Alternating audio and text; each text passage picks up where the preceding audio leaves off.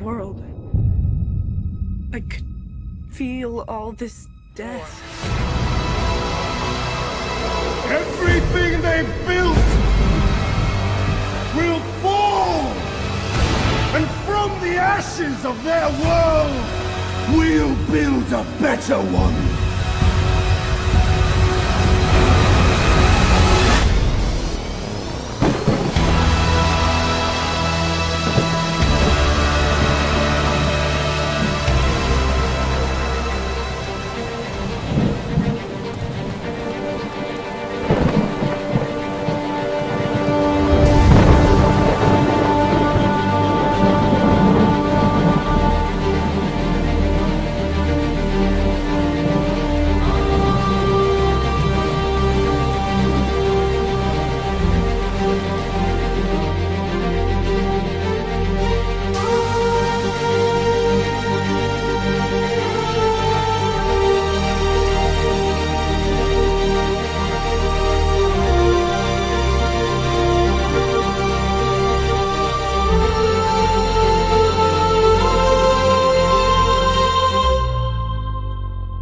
Now to other breaking news, this time overseas. 2 separate terror attacks making headlines. In Turkey, dozens killed in a huge explosion. The blast reportedly from a car bomb near a bus stop in the capital. Several government agencies nearby. In West Africa, Al-Qaeda claiming responsibility for a deadly assault. Gunmen targeting 3 hotels, storming an Ivory Coast beach resort. ABC's Alex Marquardt with the new images coming in at this hour. A bloody Sunday on 2 continents. In Turkey's capital, emergency services responding after an explosion ripped through an area next to a bus stop and government buildings. Debris and bombed out cars, the dead and wounded carried away. More than 30 people killed, according to the authorities. The U.S. State Department had warned of a potential attack. It was the 4th to hit Turkey in just 6 months, which had been blamed on Turkey's 2 main enemies, the Kurds and ISIS. It came just after news from West Africa that armed attackers had stormed a beach popular with tourists in the Ivory Coast. As they opened fire, witnesses said they shouted Allahu Akbar, God is great. Security forces quickly surrounded the area and evacuated the wounded to safety.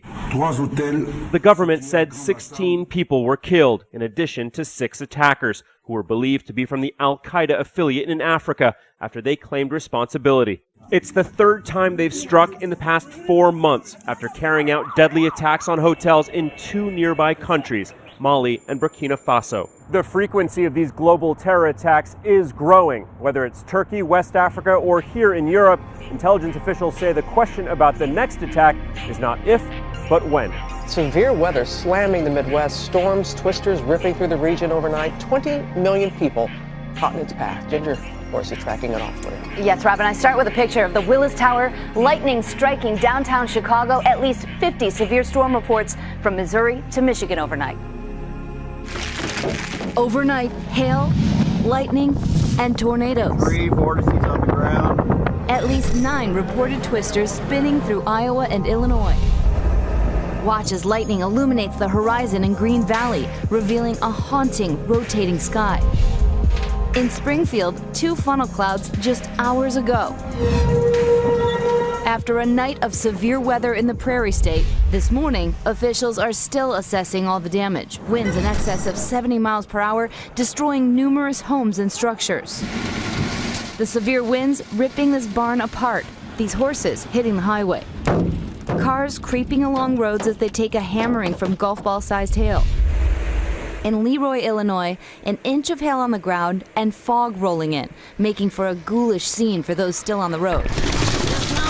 Where to go to get inside.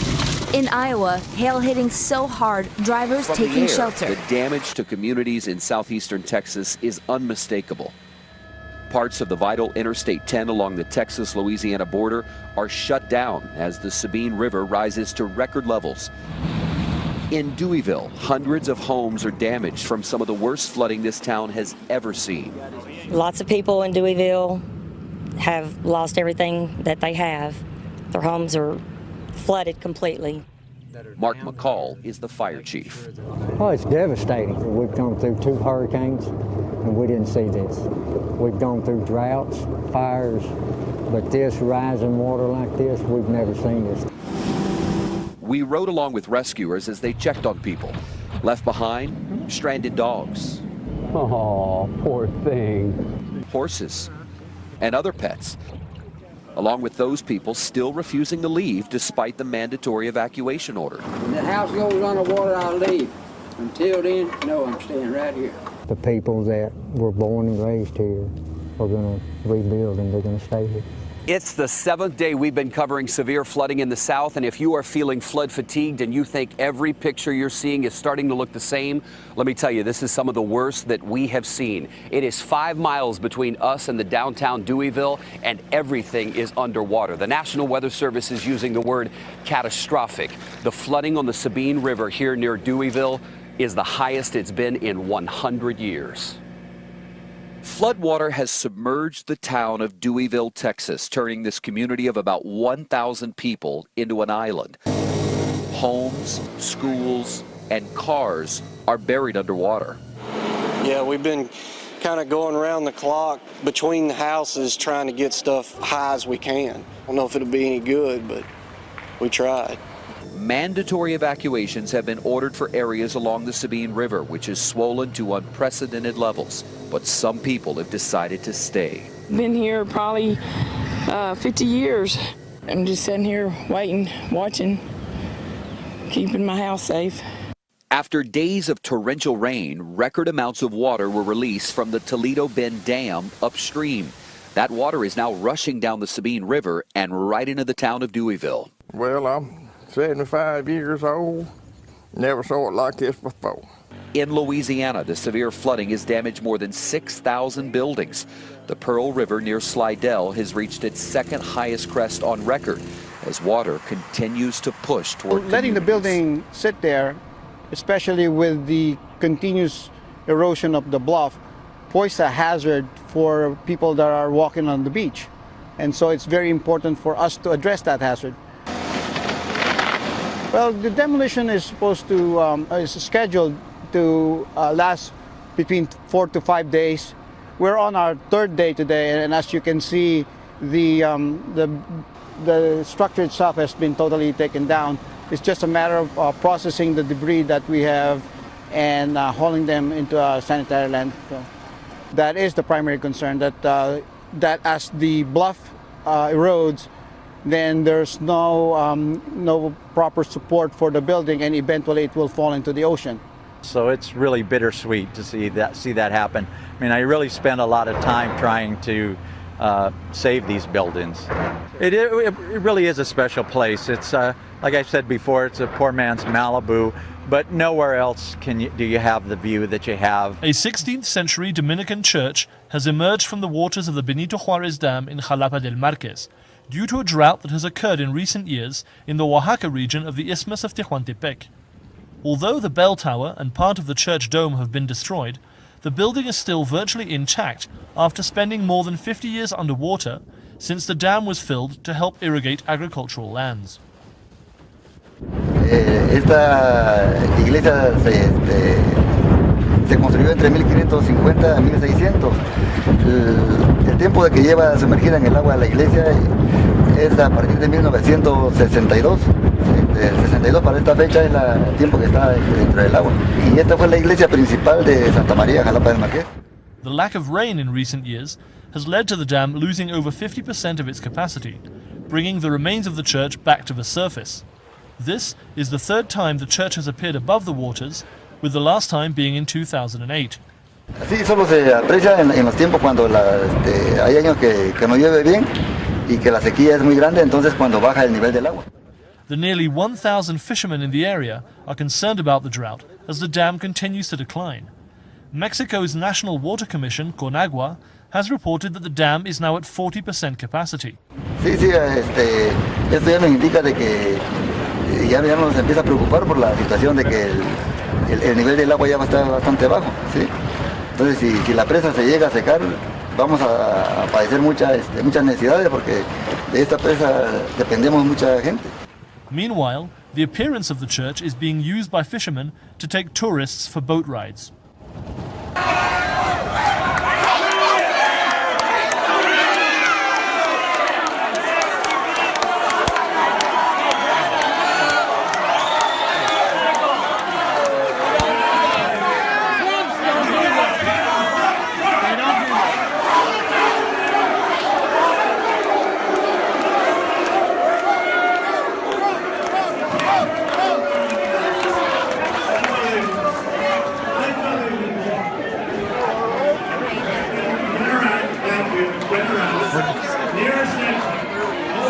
What'd you say to her? We just want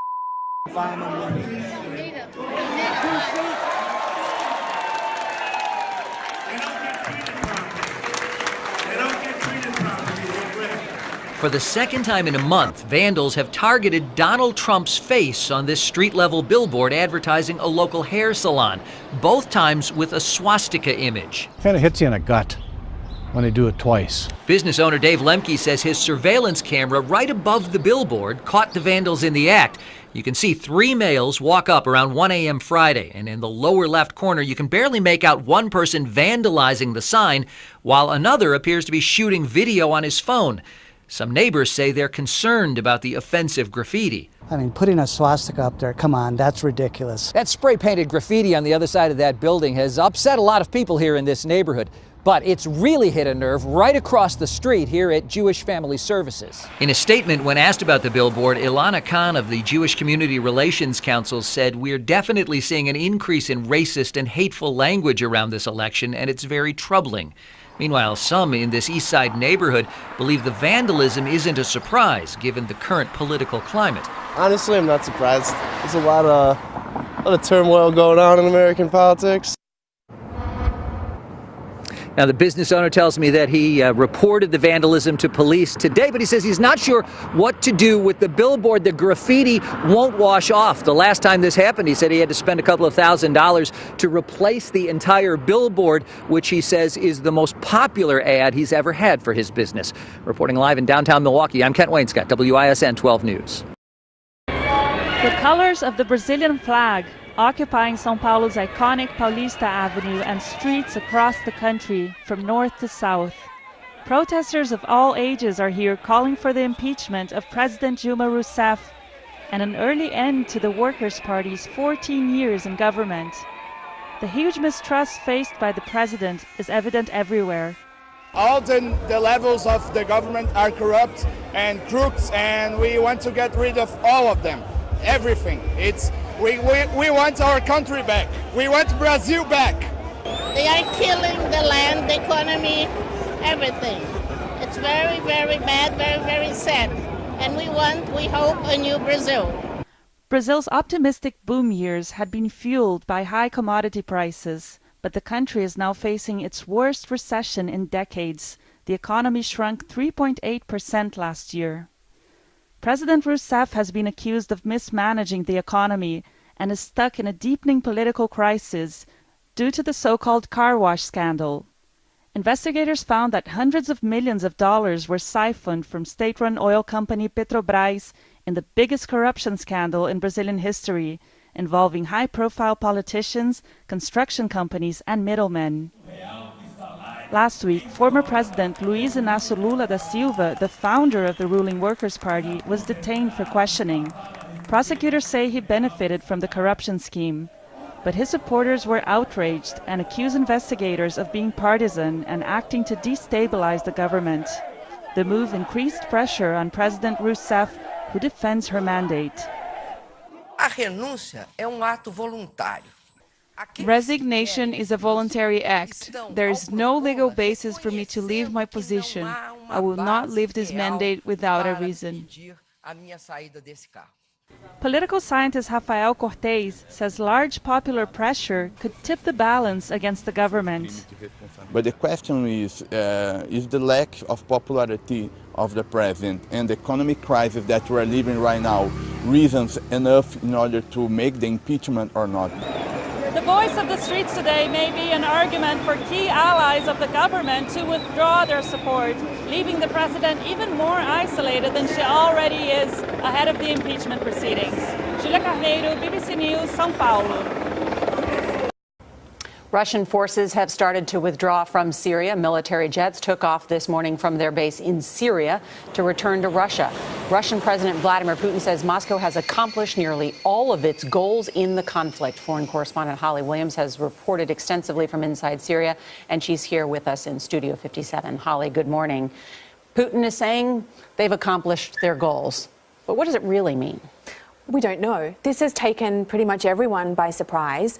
The Russians always said that this wasn't an open-ended deployment, that they had short-term goals. But I think hardly anyone expected it to end this quickly. The details, though, aren't entirely clear. It's a partial withdrawal. The Russians are saying this morning that they're going to reduce the number of troops to around 1,000. At one point, they were between 4,000 and 6,000.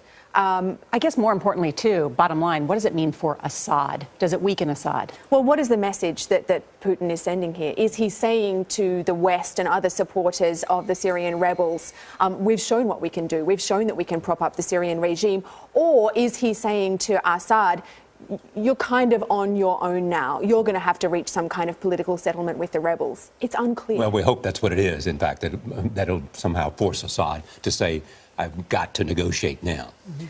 And that may be a good thing in bringing this dreadful war to an end. But let's remember that it's also multifaceted, that the war between the Syrian regime and the rebels is just one part of this chaotic civil war. And that even if they reach a political settlement, we still have ISIS and we still have al-Nusra, al-Qaeda's affiliate in Syria. So he did accomplish two goals. One, I mean, he did prop up Assad. And secondly, he did show that Russia's a player.